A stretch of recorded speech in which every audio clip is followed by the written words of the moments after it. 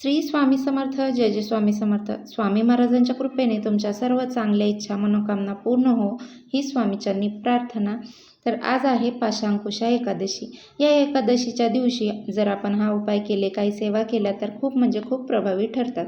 तर दरवर्षी नवरात्रीनंतर पाशांकुशा एकादशी साजरी केली जाते.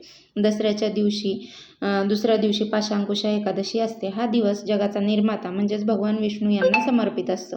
या दिवशी भगवान विष्णूंची पूजा केली जाते. तसेच साधक या दिवशी व्रताचं देखील पालन करतात. व्रत केल्याने आपल्या सर्व प्रत्येक इच्छा पूर्ण होतात आणि सौभाग्यामध्ये वाढ होते, सुख समृद्धी वाढते. तसेच ह्या एकादशीच्या तिथी ही 13 ऑक्टोबर रोजी सकाळी 9 वाजून 14 ऑक्टोबरला संध्याकाळी सकाळी 6 वाजून 41 मिनिटांनी समाप्ती होईल. तर 13 ऑक्टोबरला रविवार उदय तिथी पाशांकुशा एकादशी व्रत केले जाईल. तर 14 तारखेला भागवत एकादशी उपवास केला जाईल. आता या दिवशी आपल्याला काही उपाय करायचे आहेत, काही सेवा करायच्या आहेत. भरपूर आपल्या आयुष्यामध्ये संकटे, अडचणी, अडथळे खूप असतात. ते येणार नाहीत असंही होणार नाही, पण त्यांचा वेग मात्र नक्कीच आपण कमी करू शकतो. तसेच आपल्या कष्टाला नशिबाची साथ मिळाली आणि आपल्या घरामध्ये चालू असलेले आजारपण असेल किंवा भांडण तंटे असतील ते दूर होण्यासाठी या दिवशी आपल्याला काही उपाय करायचे आहेत. तर कोणते उपाय करावे, कोणत्या सेवा करावे हे जाणून घेण्यासाठी तुम्ही चॅनलवरती नवीन असाल तर चॅनलला लाईक करा आणि सबस्क्राईब देखील करा. कमेंटमध्ये श्री स्वामी समर्थ किंवा ओम नमो भगवते वासुदेवाय लिहायला विसरू नका. या एकादशीच्या दिवशी आपल्याला सकाळी लवकर उठायचं आहे. लवकर उठून तुम्ही ब्रह्ममुहूर्तावर उठलं तरी पण चालेल आणि पूजा करायची आहे. काही सेवा करत असतात, ती सेवा ही फलदायी ठरत असते. आता या दिवशी आपण शुभ्र रंगाचे वस्त्र परिधान करायचे आहेत. शक्यतो जर तुम्हाला शक्य नसेल तर या दिवशी आवर्जून तुम्ही पिवळ्या रंगाचे वस्त्र परिधान करू शकता. पिवळ्या रंगाचे वस्त्र परिधान करणे शक्य नसेल तर तुम्ही दिवसभर पिवळ्या रंगाचा रुमाल सोबत ठेवू शकता किंवा पिवळ्या रंगाचा भगवान विष्णूंना अत्यंत प्रिय आहे. आता या दिवशी आपण उंच लेपन करायचं आहे, चौकटीचं हळदीचं लेपन करायचं आणि एकादशीच्या दिवशी भगवान विष्णूंची आपल्याला पूजा करायची आणि तसेच या दिवशी भगवान विष्णूंचा अभिषेक देखील करायचा आहे. आणि अगोदर शुद्ध जलाने अभिषेक करायचा, त्यानंतर पंचामृताने अभिषेक करायचा आणि अशा करत असताना आपल्याला ओम नमो भगवते वासुदेवाय, ओम नमो भगवते वासुदेवाय देवाय या मंत्राचा जप करायचा आहे. आता ज्यांना संतान प्राप्ती होत नसेल किंवा इच्छा असेल तर अशी महिला असतील, त्यांनी पुरुष असतील तर आपण अभिषेक करताना पंचामृताने स्नान घालायचं आहे भगवान विष्णूंना. ते अभिषेकाचे पाणी आपल्याला थोडंसं ग्रहण करायचं आहे आणि अगदी अगोदर पाणी वाटलं तर ते सुद्धा तुम्ही दुसऱ्याला सुद्धा देऊ शकता किंवा त्यानंतर तुम्ही अभिषेक घालायचा आणि तुम्ही थोडं पाणी ग्रहण करायचं आहे आणि आपल्याला संतान प्राप्तीची इच्छाही पूर्ण होईल व भगवान विष्णूंना आपल्याला आशीर्वाद हा नक्की मिळेल. त्यानंतर भगवान विष्णूंच्या मूर्ती स्वच्छ कापडाने पुसून घ्यायची आणि भगवान विष्णूंना तुम्हाला पिवळ्या रंगाचे वस्त्र परिधान करायचे आहेत आणि आपण एक शुद्ध तुपाचा दिवा देखील प्रज्वलित करायचा आहे किंवा तुम्ही तेलाचा, मोहरीच्या तेलाचा किंवा तिळाच्या तेलाचा देखील दीप प्रज्वलित करू शकता. या दिव्यामध्ये आपण चिमूटभर हळद टाकायला विसरायचं नाही आणि हळद ही भगवान विष्णूंना अत्यंत प्रिय आहे आणि माता लक्ष्मीला सुद्धा ही आकर्षित करत असते. त्यामुळे आपल्याला दिव्यामध्ये ही हळद टाकायची आहे आणि जो गुरुग्रह आहे तो सुद्धा हळदीमुळे बळकट होतो. तर आपण हळदी कुंकवाचा भगवान विष्णूंना हळद कुंकू लावायचं आणि ज्या काही वस्तू भगवान विष्णूंना प्रिय आहेत त्यांना आपण आजच्या दिवशी अर्पण करायचे आहेत.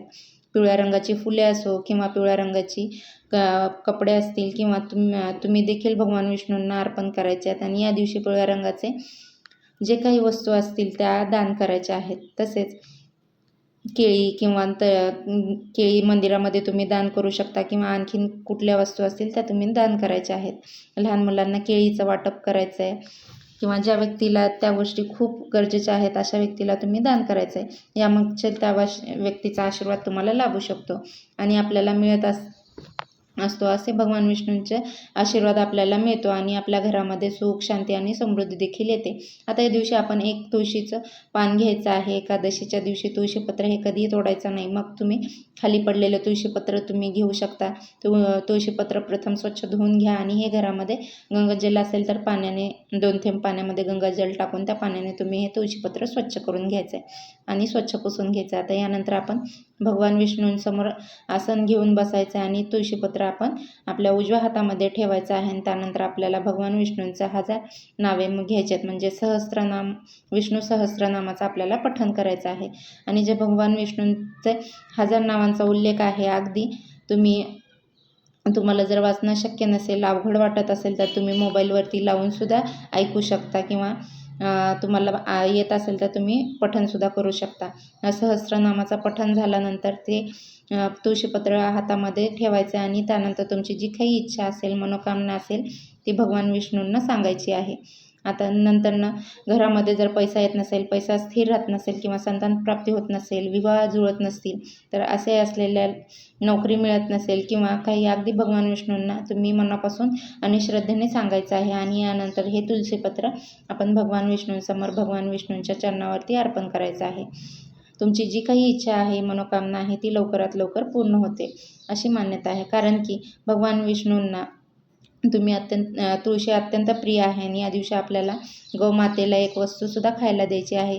आणि आपल्या आयुष्यात असणारे दुःख, दारिद्र्य, गरिबी ही दूर होईल व आपल्या घरामध्ये सुख, समृद्धी, शांती आणि पृथ्वीवरील कोणतेही भुकेला असेल, तहानलेला असेल, प्राण्याला अन्न आणि पाणी देणे महान पुण्य कार्य आहे. मात्र याला खायला दिल्याने पुण्य सहज प्राप्त होते आणि अनेक फायदे देखील होतात. आपल्याला सर्वांना माहीत आहे की हिंदू धर्मामध्ये गाईला अनन्यसाधारण असं महत्त्व आहे. गाईला खाऊ घालणे सुद्धा खूप महत्त्वाचं आहे. गाईला खाऊ घातल्याने आपल्या घरामधील जे सुख, समृद्धी, तसेच या दिवशी आपल्याला जिथे पण गौमाता दिसेल तिथे जायचं आहे किंवा जर जवळच गौशाला असेल तर तिथे देखील तुम्ही जाऊ शकता. आपल्याला एक चपाती बनवायची आहे. या चपातीवरती तुम्हाला थोडंसं गूळ पसरवायचं आहे आणि थोडीशी हळद टाकायची आहे. तसेच चपातीवरती आपण थोडंसं शुद्ध तूप टाकायचं आहे. या चपातीचा रोल बनवायचा आहे आणि जर चपाती घेणे शक्य नसेल तर तुम्ही 3 केळी देखील घेऊ शकता. आता 1 तांबा भरून पाणी घ्यायचं आहे आणि हे सर्व घेऊन आपल्याला गौमातेकडे जायचं आहे आणि पायावर आपण प्रथम पाणी घालायचं आणि गौमातेची हळदी कुंकू लावून पूजा करायची आहे. आणि त्यानंतर ओवाळून घेऊन मातेला ही चपाती खाऊ घालायची आहे. आणि तुम्हाला शक्य असेल तर हातात चपाती देण्याचा प्रयत्न करा. गौमातेनं जर तुमच्या हातून तुमचा हात चाटला तर तुमचं दुर्भाग्य दूर होईल आणि तुम्हाला सौभाग्य प्राप्त होईल असे आहे. जर असं करणं शक्य नसेल तर तुम्ही लांब चपाती दिली तरी पण चालेल, पण गौमातेच्या पाठीवर 3 वेळा हात फिरवायचा आणि ओम नमो भगवते वासुदेवाय आणि गौमातेची आपल्याला 3 वेळा प्रदक्षिणा करायची. आणि प्रदक्षिणा करत असताना देखील आपल्याला ओम नमो भगवते वासुदेवाय, ओम नमो भगवते वासुदेवाय या मंत्राचा जप करायचा आहे. तसेच गौमातेला प्रदक्षिणा घालत असताना आपल्याला 33 कोटी देवांची प्रदक्षिणा केल्यासारखं होईल. आपण गौमातेची सेवा करणे अत्यंत गरजेचे आहे. त्यानंतर गौमातेच्या पायाखाली जी काही माती आहे ती आपल्याला आपल्या कपाळाला लावायची आहे आणि मुलांच्या कपाळाला देखील ही माती लावायची आहे. गौमातेकडे तुमची जी काही इच्छा आहे, मनोकामना आहे ती मागायची आहे. आणि मग जर घरात पैसा येत नसेल, स्थिर राहत नसेल किंवा आजारपण सतत चालू असेल काही संकटी असतील, अगदी मनापासून आणि श्रद्धेने गौमातेला जाऊन सांगायचं आहे. आणि मग हा उपाय कोण करू शकतो तर घरातील कोणतीही व्यक्ती हा उपाय केला तरी पण चालेल. ताई, दादा, आजी, आजोबा, तुमच्या घरातील मुलं देखील हा उपाय करू शकतात. फक्त मासिक धर्म असेल किंवा सुतक असेल तर हा उपाय करायचा नाही आहे. आपल्याला हा उपाय करता येणार नाही. आता गौमातेचं दर्शन घेऊन तुम्ही गौमातेची सेवा केल्यानंतर सरळ तुमच्या नीट घरी निघून यायचं आहे. कुठेही इतरत्र थांबायचं नाही आहे, दुसरं कोणाच्या घरी जायचं नाही आहे. आपल्याला हा जो उपाय आहे तो सफल ठरत नाही. त्यासाठी तुम्हाला अगदी मनापासून आणि श्रद्धेने हा उपाय करायचा. आणि तसेच आपल्याला तुमच्यासमोर असते की तेव्हा आपल्याला जे शक्य असेल तेवढे तुम्ही ओम नमो भगवते वासुदेवाय, ओम नमो भगवते वासुदेवाय या मंत्राचा जप करायचा आहे. आपल्या आयुष्यातील अडचणी नक्की दूर होतात. आणि तुम्हाला जर हा व्हिडिओ आवडला असेल तर चॅनलला लाईक करा, शेअर करा आणि सबस्क्राईब देखील करा. आणि बेल आयकॉनचा बटन प्रेस करा. यामुळे काय होईल, तुम्हाला जे कुठले नवनवीन माहितीपूर्ण व्हिडिओ मी चॅनलवर अपलोड करेल त्याविषयीचे सर्वप्रथम नोटिफिकेशन येईल आणि तुम्ही कुठलेही व्हिडिओ मिस करणार नाही. त्यासाठी लगेच लाईक, शेअर आणि सबस्क्राईब. आणि सर्वांना श्री स्वामी समर्थ.